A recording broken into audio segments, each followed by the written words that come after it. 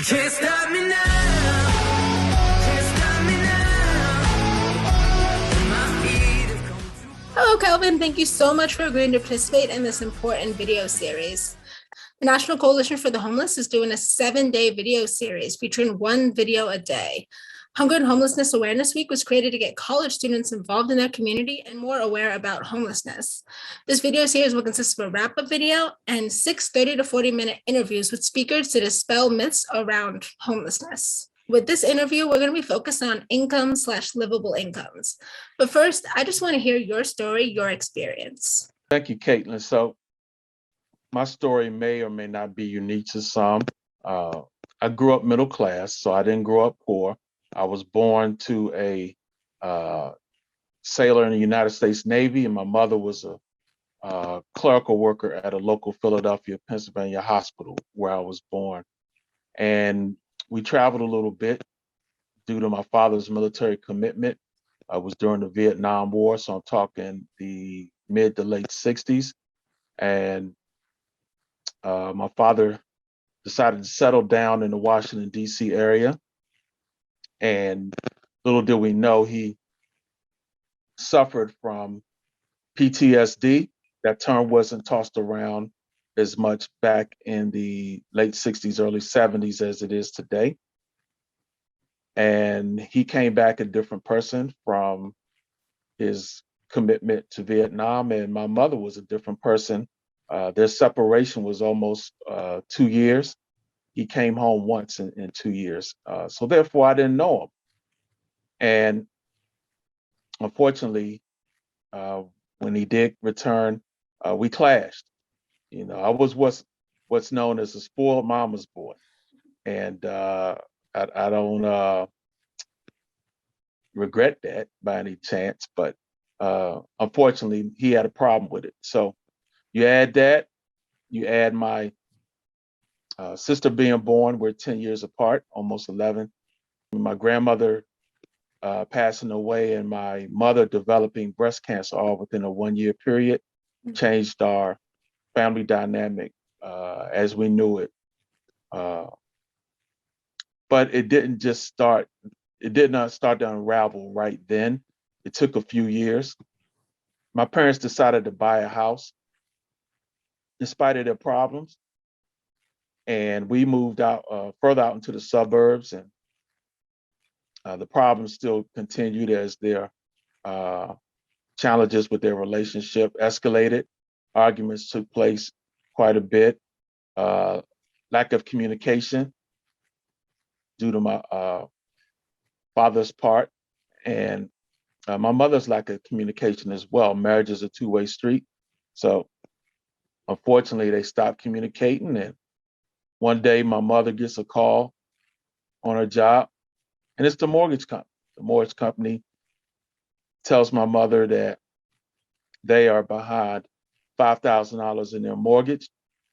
And unfortunately, they're not able to save the house because it was already in foreclosure. But there was a person who was buying the house who wanted to use it as rental property. So we did not have to move at that time. So needless to say, because my mother didn't know they were eight months behind on the mortgage, she was relatively steamed and stayed that way for the remainder of their time together. This was my senior year of high school in November of 1981. And June of 1982, the phone rings again. This time it rings at home. I just happened to be home wondering what I'm gonna do with my life and trying to figure some stuff out. I pick up the phone, and this gentleman on the other end says, "Well, may I speak to Mr. Lassiter?" And I said, "I'm sorry, he's not here right now." He says, "Well, who is this?" I said, "This is his son." He says, "Tell your father you all have 30 days to move." And he hung up. Needless to say, 30 days later, we were moving. So we weren't evicted in a traditional sense where our stuff was thrown out on the street. But nonetheless, we still facing an eviction because we had nowhere to go. So we did rely on family and friends. I went to stay with close friends, which I call extended family. My sister and mother went to stay with some cousins. And to this day, I don't know where my father went to stay. So that was the first time we were evicted. Uh, that lasted all that was in June of 1982. So for 3 months, we stayed couch surfing. For those who are familiar with that term, where you just stay with somebody else and your name is not on a lease or mortgage, and you're just primarily not on the street. That's the bottom line. So that was my sister, myself, and my mother. And my mother attempted to get other places to live. She was turned down 11 times. 11. Now, why do you think that number is significant? Because her name was attached to that mortgage. So therefore, she had bad credit. But on the 12th try, somebody took a chance on it and said yes. And that's where we stayed until my mother's breast cancer came back. And she had to have 2 more surgeries within a 2-year period. She unfortunately had to go out on disability because the cancer just spread it. And needless to say, she had to ask my father, which they still weren't on good terms, to take care of my sister. So that was really volatile. I ended up leaving just because we still weren't on good terms, either myself or my father. But my mother ended up going back to the hospital because they told her was nothing more they could do for her and for her to get her affairs in order. So that went on about another year and a half, and eventually she ended up going back to the hospital, and where she passed away from breast cancer in my arms. So needless to say, I didn't handle it very well. It was myself, my sister, cousin, and a girlfriend of mine at the time in the hospital room when she passed. Uh, I didn't handle it too well. And therefore I kind of stopped, got to a place where I didn't care too much about myself. And eventually I started using drugs, and which actually developed in high school, but became hardcore drugs, just to cope with my mother passing away, and situation with myself and my dad, and just trying to deal with life in general. But I always had a job. That was one thing I did. I always worked. Uh, but unfortunately, I got to a point where I didn't care about myself. And then I ended up on the street. Uh, and I ended up on the street, Washington, D.C., 3 different occasions: the late 80s, the late 90s, and the early 2000s. And then my time while I was on the street, I slept where I could. Again, I always had a job. Now, if you work and you're homeless, that presents a different challenge because you're not always able to get into the shelters. Shelters, you have to line up at 4 o'clock, 5 o'clock in the evening, afternoon, or evening. If you're working, you may not get off to 5, 6 o'clock, 7 o'clock, evening, which a lot of times I did. So when I was not able to get into the shelter, I slept where I could. Abandoned cars, abandoned buildings, park benches, abandoned miniums. That's just simply an abandoned apartment. So did that. Ate at soup kitchens, volunteered at soup kitchens so I could eat. I was working day labor jobs most of the time. There were times I did not work day labor jobs. I was able to get a office job. That's my background, is office administration. So I was able to work in the offices at times. And when I did that, that's where I kept my clothes. That's where I took a shower.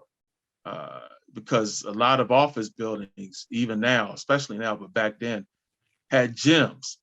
So I would shower, I would get there super early, shower at the gym, always had a lock, and put my clothes in the locker. So no one knew I was homeless. So,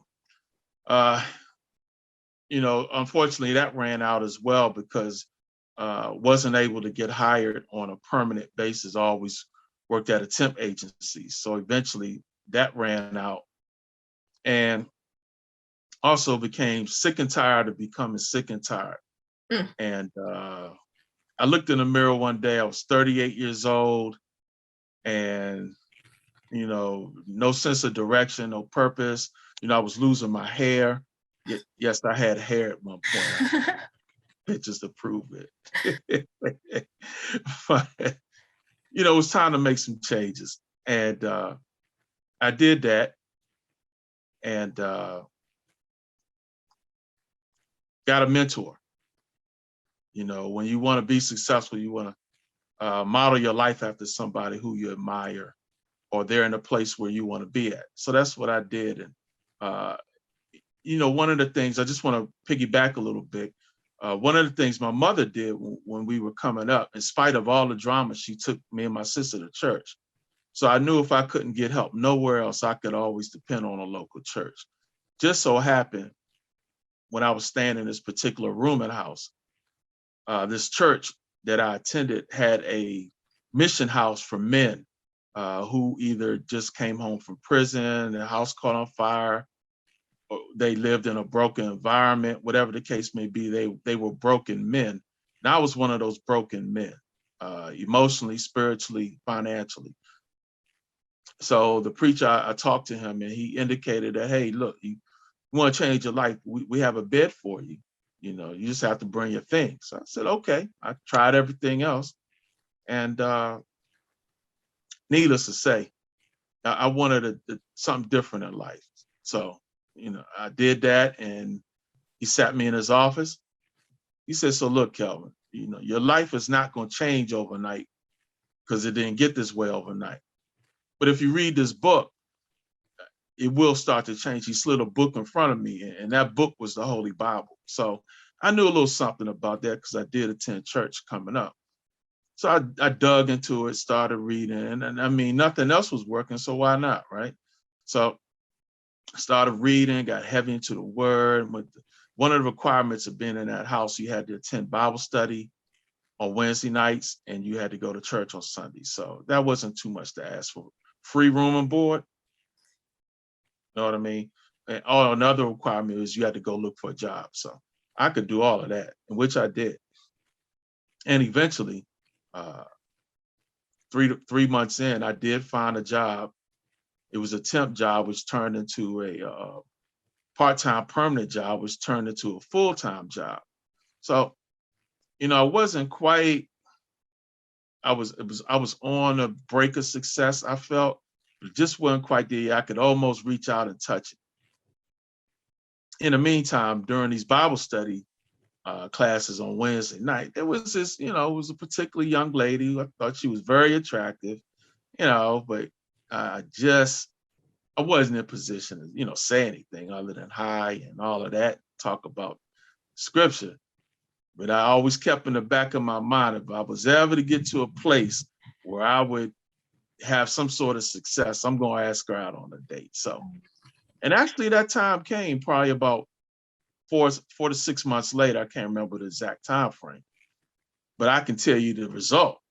So when we did end up going out on a date, we've been dating ever since, because we got married 7 months after that, and we will be married 18 years this coming Monday. Congratulations. So, needless to say, we've been having Sunday dinner ever since.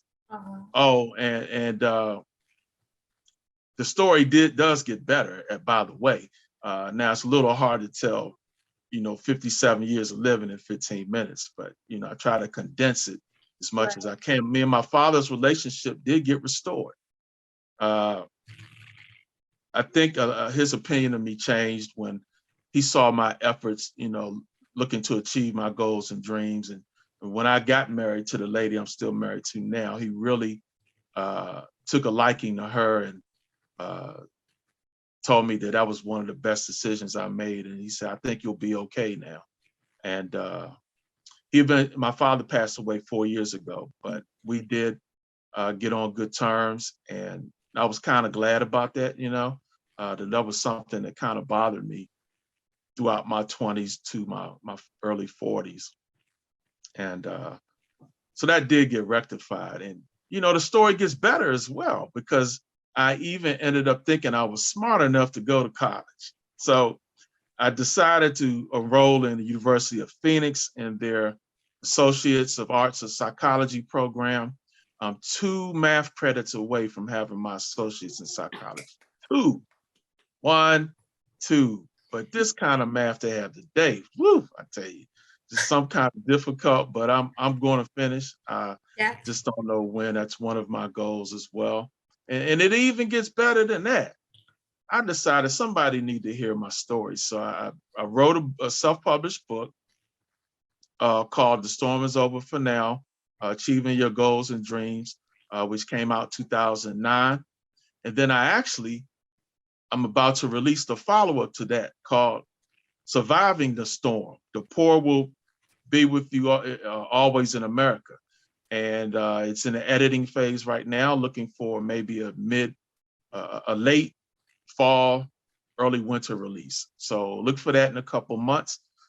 And it even gets better than that. So I have a chance to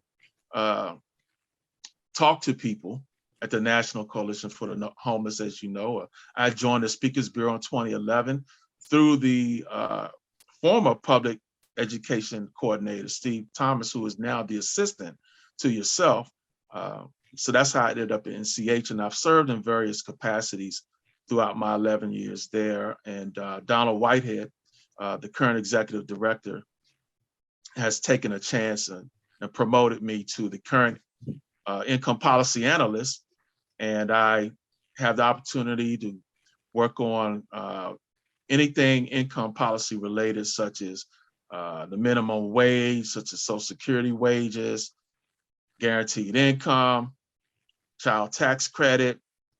The list goes on and on and on. There's so much going on in today's society. It's hard to keep up with everything, but I will say that the work is very rewarding. And I look forward to being able to serve in other capacities at the National Coalition, help out the Speakers Bureau and yourself in any way that I can. And I think it's going to be a fight that we're going to be in for a while, but fight we must. And if anybody has any other questions for me, or need to reach me, Caitlin has my information. My information is also on the website. And I look forward to meeting and greeting each and every one of you at a time coming near you. Thank you very much. Thank you so much for sharing your story, your experience. And as we transition to the more income section of this, can you just define what livable income is, just so everybody's on the same page? Thank you for that question, Caitlin. So livable income is simply when you live and work in America, you should be in a position working for an employer that pays you a wage that you're able to pay for your rent, pay for your food, pay for your transportation, pay for your childcare if you have childcare needs. If you desire to do anything in this world, maybe go back to school, most employers require you to pay upfront for your education and they'll reimburse you. Or that may even be a thing of the past now, unfortunately. But that's the example and definition of livable wage. An employer simply paying you enough money that you can afford to live and cover your basic needs. And thank you so much for that definition. Now, when we consider that definition, a lot of people don't know, a lot of homeless people are working. And, but as you were working, why couldn't you afford a spot to live while you were working? Well, thank you for that question, Caitlin. And that's a very good question. It's estimated through different surveys from homeless providers that up to 40% of people who are housing insecure have a job. Well, people always ask me, well, why, if they're working, they're housing insecure? Well, if you live in America, there is nowhere that you can afford a 2-bedroom apartment with fair market rate off a minimum wage job of $7.25 an hour. If you worked 2 full-time minimum wage jobs, there are only, I believe, up to 7 counties in America that you could afford to live in, paying for a 2-bedroom apartment at fair market rent. So therefore, there's just not enough places in America that are paying fair wages. And that's the cause of the problem why you see people who are homeless working, or they're homeless because they just don't have enough money to afford to live. We call it the working poor. Now, there are some cities that have taken it upon themselves to increase their own minimum wage, such as here in Washington, D.C., where the minimum wage is $15 an hour. Well, there's still an issue with that too. Yep, talk Because about in it. Washington, D.C., you need to make the equivalent of $27 an hour to afford a 2-bedroom apartment at fair market rent. So you're still $12 below the market rate for you to be able to afford a 2-bedroom apartment. Where our office is at the National Coalition for the Homeless, the apartments start out at $2,000 a month and up, which is just west of DuPont Circle and in between Georgetown. The houses in that area start at $1 million and up. And then people don't realize that, why don't you just stay in a shelter? Well, shelters they don't really cater to people who are working, because they say you have to be in by 5 p.m. You have to leave by 6 a.m. You have to stand in this line. You have to spend all day calling all of these shelters. You have to wait on the waiting list.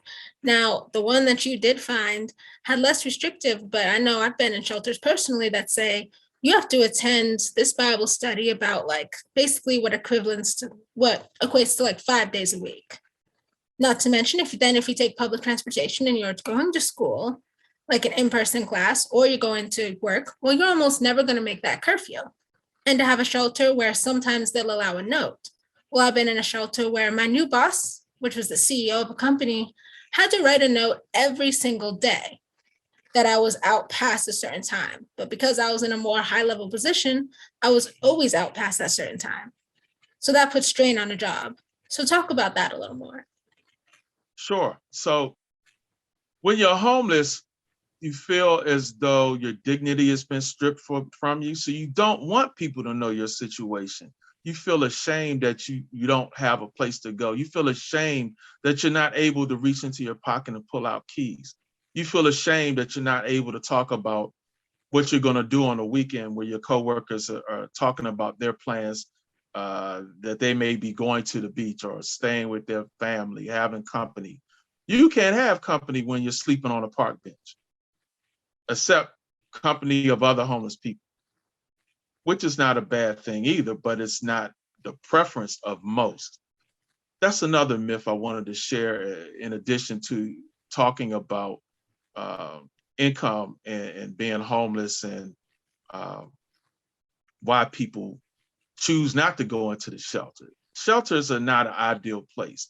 It's a Band-Aid solution. It is not a permanent solution for a long time situation, where it has exploded since the 1980s. And that was because of a lack of funding, which was slashed by the Reagan administration. So I just kind of wanted to touch on that a little bit. And Yeah, and the other problem too with somebody accessing jobs, I remember I was outside of McDonald's and was like, well, McDonald's hiring.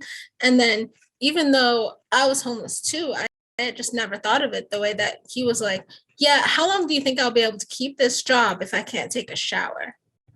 And that's one thing that really gets me when all of these places, especially now, we're still in the middle of a pandemic and they're closing off bathrooms. So not only does that affect the public health because we're in a pandemic, but having to walk forever to find a bathroom, or having to purchase a candy bar just so you can use a bathroom, or having to be told no, that you can't use a bathroom and you can't really wash up any places unless you said that, you might have an office with a gym in it, then that can affect you getting a job and you get an income as well. So it's a kind of strange situation, right? Because they say you look dirty, you're not washed up, you can't work here. Okay, will you let me use the bathroom to wash up? No, but we're still going to judge you.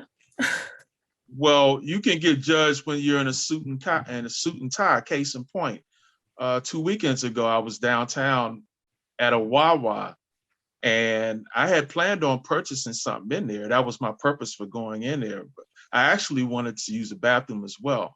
So I put my stuff on the counter.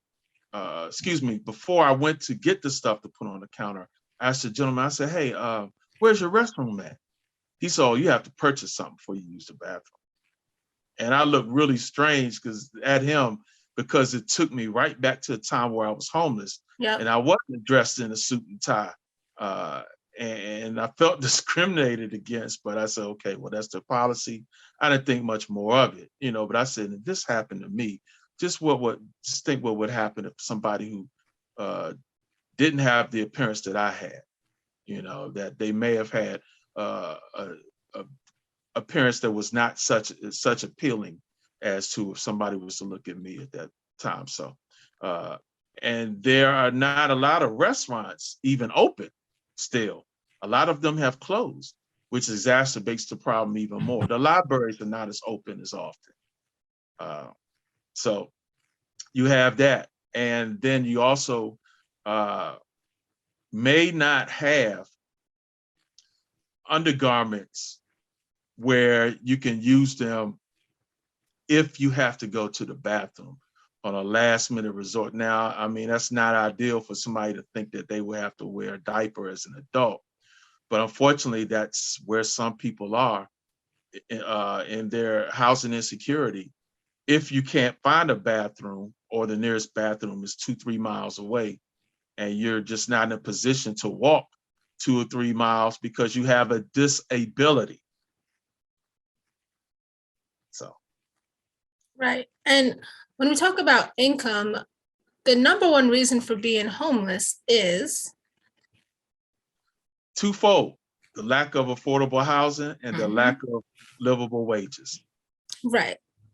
So if housing was more affordable, just like as you were in your situation, you could have been able to afford to have a place to live while working. Correct. So at the time during my homelessness, I was being paid starvation wages. At the time, I'm not recalling if it was minimum wage or not. But in order to stay off the street, me and a couple of my buddies, we would move into a rooming house owned by a slumlord. And we slept 3 in a probably 8 by 13 room, 3 of us. And we just slept where we could. It was 1 bed and the other 2 guys sleep on the floor. Hey, I wasn't on the street, but Right. it wasn't an ideal situation either. Right. Did that for about a year or 2 actually as well. But and when in we other words, talk about I couldn't afford an apartment on my own. And it took some time for that to even happen. So when we talk about livable wages too, most people don't understand, well, if a McDonald's worker is making $15 an hour, then, what am I making with my job? One, people's wages at the higher level jobs should go up as all wages increase. But also when we talk about fight for $15 an hour, anything like that, we are just talking about basic livable income. We're not talking about giving people enough that they can go party every single night, right? that's correct. And I mean, speaking we of wish dollars, that it was enough that people could contribute to the economy and go out and buy things that they actually wanted as well. But when we talk about a livable income, even $15, $20 an hour, we just mean that is exactly what that is. That is enough to afford a spot to live and food, the basic necessities. that's correct. And I mean, it's desirable to be able to do more than just eat and sleep and have a roof over your head, but people should be able to have that much. Housing is a human right, and housing is infrastructure. Part of that infrastructure is a livable wage. You have Senator Joe Manchin telling his constituents of West Virginia that $15 an hour is too much money. I think $11 an hour is acceptable. Well, even in a state of like West Virginia, $11 an hour is not acceptable. But I think it's to see what the problem lies too, is that you have people who are making decisions on behalf of the American people who are out of touch. What's That's the really percentage? What's the percentage of people living paycheck to paycheck right now? high. I'm not able to put a number on that, but just know it's very high. It's more than others that are just, if they miss one paycheck, they could be on the street. And I would have to look at those numbers, but it's very more than 50% probably, I would say. One thing people don't understand as well is when we define certain classes, when we define what lower middle class and middle class is, what is the income distribution there? What is considered actual middle class? Real simple. Middle class is considered, you're in a category of middle class if A, you have one paycheck saved up so you won't become homeless, and B, you're one paycheck away from becoming homeless because you don't have enough money saved up for whatever reason. That's middle class. I like to think, to be quite frank, there is no middle class. You're either rich or you're poor. We're getting, yes, racism still exists, but classism is taking over more so now. You have the have and the have-nots. The haves are dictating to those who have not how to live their lives. When we talk about income, and then we talk about a work requirement, potentially on a child tax credit or on receiving, any kind of assistance, what do you think about work requirements? Work requirements are absolutely ridiculous to attach to that. It doesn't prove that work requirements doesn't prove anything other than being more of a burden to a person who may not be able to work. That's all a work requirement does. Yes, we do want, in America, we want able-bodied people to work. That's understandable, but it's not where in a place where if a person is not able to work, it's usually because of a disability or some other factor as to why they can't work, not the desire to work. Studies and surveys show that most people want to work. Most people don't want government assistance. They want a livable wage job, not a job that's going to keep them in poverty. That's the problem that you hear some lawmakers arguing. They don't see that the jobs that are being offered just doesn't pay enough for people to live. That's why people are getting other means. And the other thing is, may I add, if a person has worked, they have paid into the government system. So it's their money that they're being paid. That's the other thing. It's the money doesn't belong to Congress. The money doesn't belong to the state legislature. Services doesn't belong to them. It belongs to the people because they work for it. And those who didn't work for it, people who did work, paid taxes so other people can still afford to live, not for their benefits to be taken away. And So that's what a work requirement does. And then it's kind of backwards, right? So they want to impose a work requirement. At the same time, people with disabilities, people on disability who may not want to work, have to choose between working a job that they might potentially have passion for and losing their disability assistance or that Social Security assistance if they make too much. That's correct. And those who are on Social Security disability income, SSDI or SSI, supplemental security income, you're only allowed to have $2,000 in the bank. Or if you're married, you're penalized for being married. How are they penalized for being married? That's the rules of the participating in the program.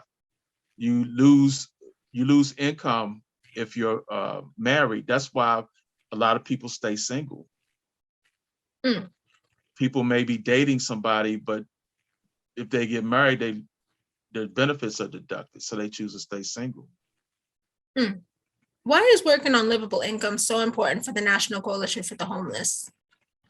And what initiatives, like the Bring America Home Now campaign, are focused on livable income? So livable incomes is important in the National Coalition for the Homeless, simply because housing insecurity, the livable incomes contributes to housing insecurity, or the lack of livable income contributes to that. So for example, we already discussed the minimum wage. We already discussed, one thing we have not discussed is Social Security. You cannot afford to live off of Social Security. The population now, unfortunately, is getting older, and there has to be another form of livable income besides Social Security for our elderly homeless elderly in particular. There are a lot of, unfortunately, senior citizens who are homeless as well. One initiative that we're working on right now, which we're looking to bring to light in the very near future regarding livable incomes, is a guaranteed income. The National Coalition for the Homeless is looking to introduce that, and it'll be the first of its kind in the nation. And more is to come on that later, because we haven't finalized anything yet, but we're looking to tie homelessness into income, whereas we can provide $1,000 a month for a year to 400 people, and it will help contribute to their income where they can afford a place on their own. As we discussed earlier, where I couldn't afford a place of my own. Well, just think if I had an extra $1,000 a month, what that would have did for me and helped me. So that's what we're looking to do. And then hopefully after that year, we can expand the program to continue it ongoing, such as what has happened in Jackson, Mississippi with the Mother's Magnolia Trust, where they're into year 3 of their guaranteed income pilot, where they serve single mothers. And we're looking to not only serve the homeless, but there's homeless families. Our preference first is those who are on the street, literally. Then we have another preference of those who are couch surfing, those who are living below the federal poverty guidelines as well. So there's several different categories we're looking to service. So that's one fight we have. We have another fight, as you know, Fight for 15, where we're looking to increase the federal minimum wage. It is at $7.25 an hour. Yes, I'm gonna let that sink in. At this day and age, $7.25 an hour. And it has not been. And what does that mean for people? Because they might be like, well, in my community, it's this much. But the federal minimum wage, what does that mean? It simply means that an employer is only obligated to pay you the federal minimum wage. And in a lot of places in America, that's what a lot of people are making on an hourly basis. $280 a week, I believe that amounts to. My math may be, I hope it's not wrong, but just imagine trying to live off of $280 a week in this day and time. And it has not been raised since 2009. Right. The point of the federal minimum wage was that it was supposed to increase every year, correct? If you look back on the history of the federal minimum wage, we can just go back to the 1960s. Had the federal minimum wage increase at the pace it was increasing in the 1960s, today, the minimum wage would be about $21 an hour right now. Mm. And so what would you wish would have happened while you were homeless concerning income? What would you have wished would have happened differently that would have helped you out? Probably have more opportunity for more opportunity. Just income had a big part to do with it, but the lack of opportunities for homeless people are not as plentiful as they are for the general public, because the homeless community is frowned upon. And they go twofold. Employers pay less money because they may know a person's homeless. Therefore, they say, oh, well, this person doesn't need that much, because they don't have nowhere to live anyway. So for me, it probably would have been a combination of more money and opportunity. And what opportunities are available for the general public that aren't available for people experiencing homelessness? In today's society, everything is predicated on electronic devices. So if you're homeless, you may not have access to what we're talking on right now, computers. Or I'm talking to you actually through my cell phone. Homeless people don't have computers or cell phones in most cases. Therefore, they're not able to connect to opportunities. And not only that, if they do have a cell phone, they could be frowned upon. I remember somebody said, you have a better looking cell phone than me. How are you homeless? So if they try to get something for them that helps them move to the next day or helps them advance in society, sometimes they're looked down on or given less. That's correct as well. Unfortunately, people who are well-to-do think that people are not well-to-do shouldn't have be afforded certain opportunities or certain things. Having a cell phone today is a part of survival. It's essential. It's not a luxury thing. You more than likely, if you have a cell phone, you're paying X amount of dollars to have that cell phone. Some pay more than others, but nonetheless, you still have to pay for it. Now, yes, there's a thing called Obama phone, where if you fall under a certain income level, that you can be provided with a phone through. But an Obama phone is really, it's either a flip phone, they're probably not giving those out anymore, or a really basic smartphone, and you have a certain number of minutes that you have. So it's not like they're giving you a free iPhone 12 or 13, and you're able to have the best phone and also able to do the most on the internet. No, you have certain limits. I agree, and that is facts. And thank you for pointing that out. But even with the Obama phone, you're still able to have some form of communication. It's better than nothing. That you won't have if you don't have anything.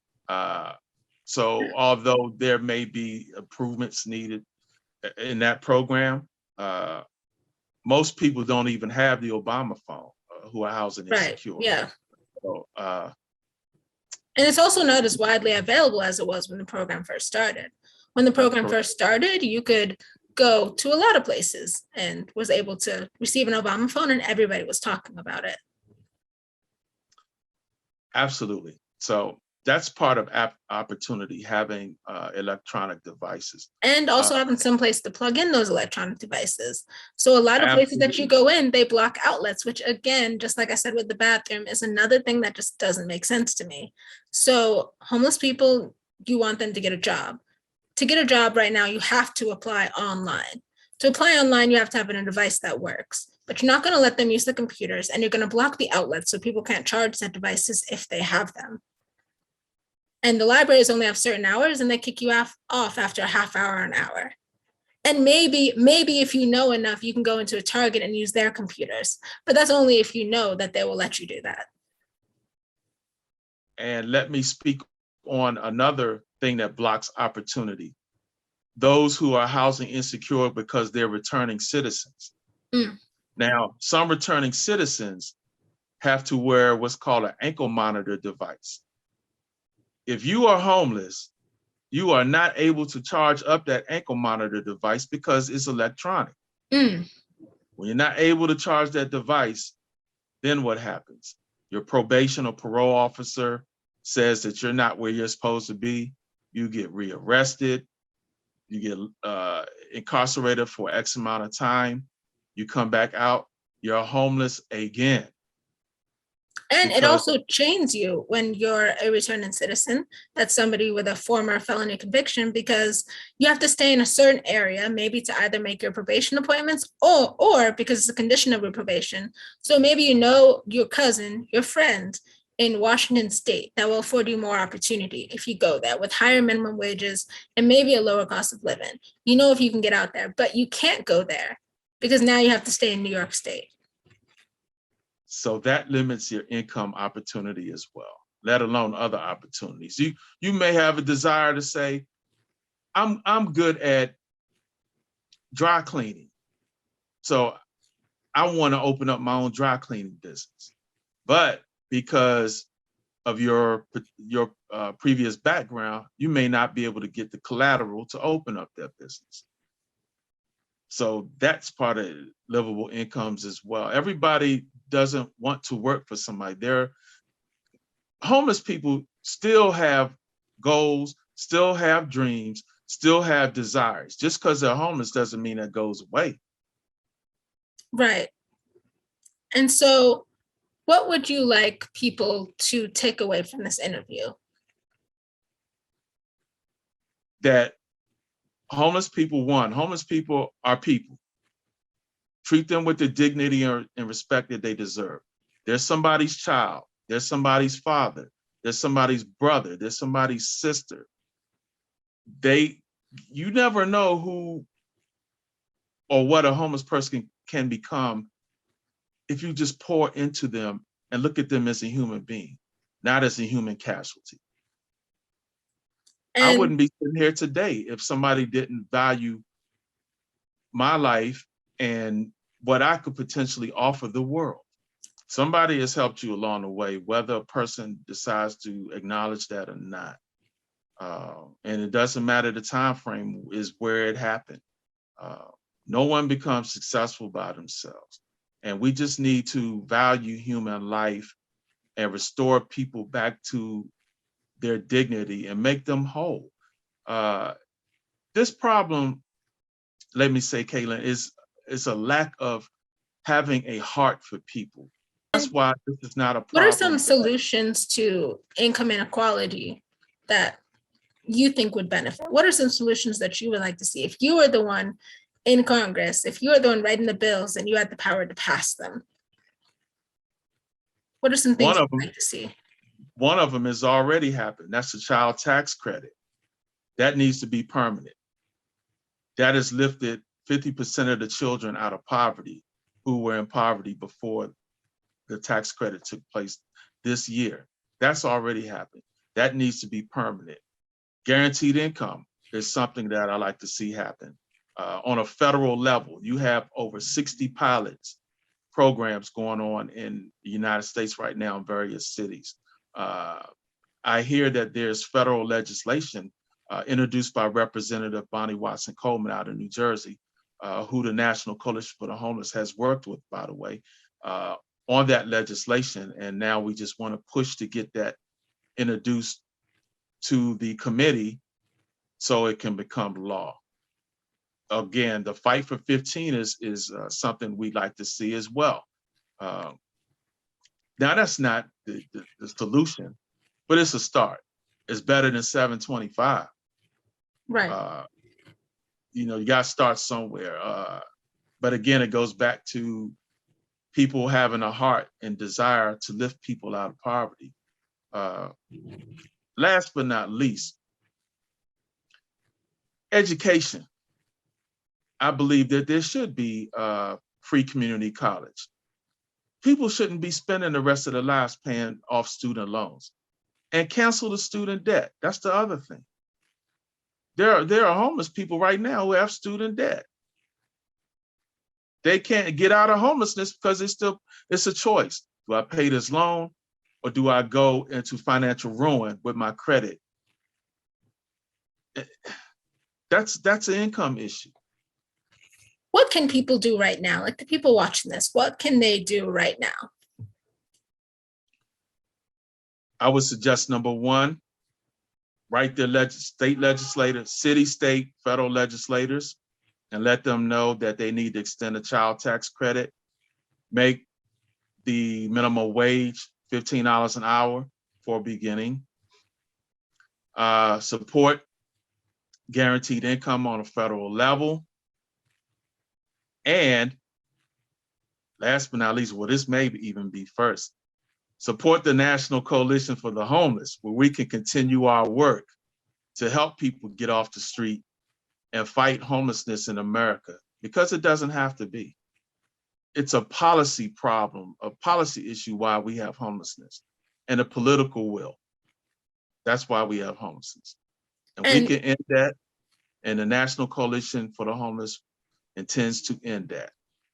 And I'm gonna edit this. My sights on where I'm going, I be turning back around, so can't stop me. Make that the last thing, but I do also want to ask. No.